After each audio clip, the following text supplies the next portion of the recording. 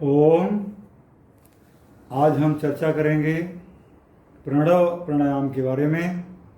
प्रतिदिन किए जाने वाले 8 प्राणायाम में से यह 8वां प्राणायाम है और उद्गीत या भ्रामरी की तरह यह भी ध्यानात्मक प्राणायाम है। आजकल के व्यस्त और तनावपूर्ण जीवन में ये बहुत ही आवश्यक और लाभकारी है। तो इसे करने की विधि में सबसे पहले हम सिद्धासन या पद्मासन या किसी भी ध्यानात्मक आसन में बैठ जाएं। ज्ञान मुद्रा या ध्यान मुद्रा, आँखों को कोमलता से बंद कर लें और पहले हम एक बार प्रणव ध्वनि का उच्चारण करेंगे और इसके बाद में इसकी विधि के बारे में चर्चा करेंगे।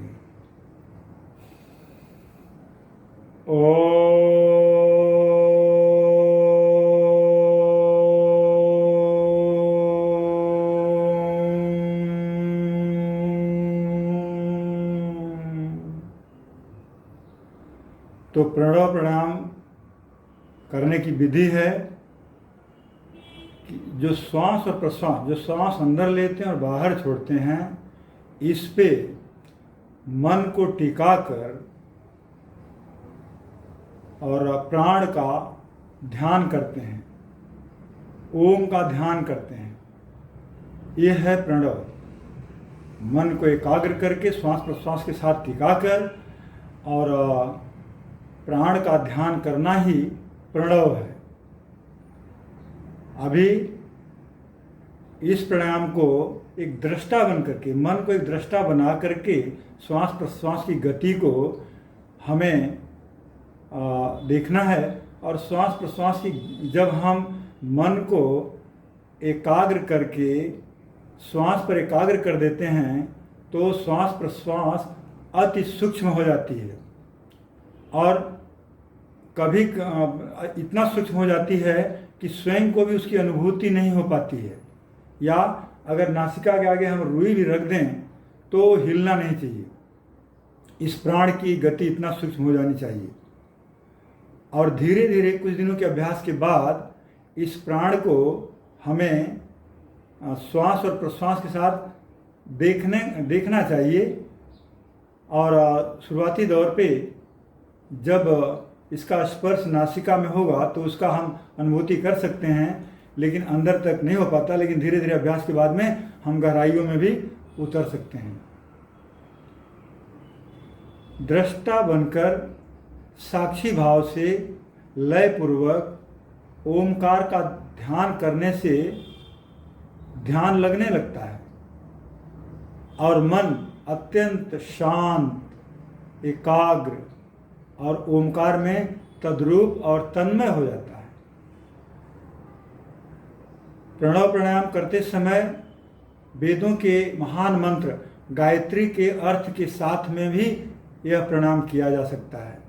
सोते समय भी इस प्राणायाम को करने में निद्रा जो है योगमयी हो जाती है, बुरे सपने नहीं आते हैं तथा निद्रा शीघ्र और प्रगाढ़ होती है। ईश्वर ने हमारे ध्रुवों को ओमकार की आकृति का बनाया है। यह पिंड, देह और पूरा ब्रह्मांड ओमकारमय है। ओमकार जो है कोई व्यक्ति या आकृति विशेष नहीं है। यह एक दिव्य शक्ति है जो पूरे ब्रह्मांड का संचालन करती है। तो ये रहा प्रणव प्राणायाम के बारे में। अभी हम उस समय के बारे में करेंगे। तो जब दृष्टा बनकर साक्षी रूप से लयपूर्वक श्वास पर अपने मन को केंद्रित कर देते हैं तो श्वास प्रश्वास स्वतः सूक्ष्म हो जाती है, अति सूक्ष्म हो जाती है। 10 से 20 सेकंड में श्वास भरते हैं और उतने ही समय में 10 से 20 सेकंड में श्वास छोड़ते हैं। और धीरे धीरे अभ्यास के बाद 1 मिनट में एक श्वास और एक प्रश्वास, एक बार श्वास भरना और एक बार श्वास छोड़ना होने लगता है। योगी लोग 1 मिनट में एक ही श्वास लेते हैं लेकिन इसके लिए गहन अभ्यास करना पड़ता है। और प्रत्येक व्यक्ति को प्रणव प्राणायाम 3 से 5 मिनट तक अवश्य करना चाहिए।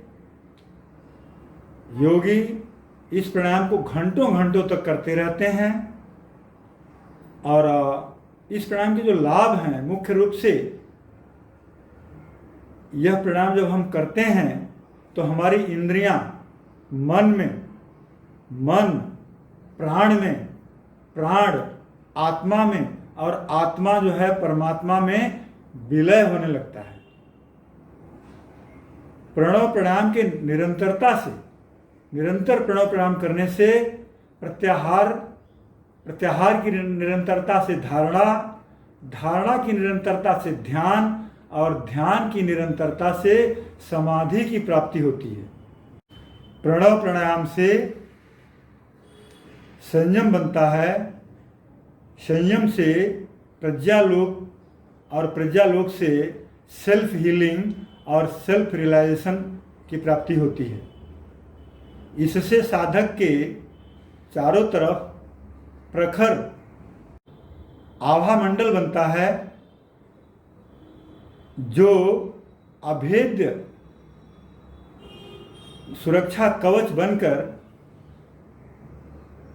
हमारे शरीर को व्याधियों और विकारों से रक्षा करता है।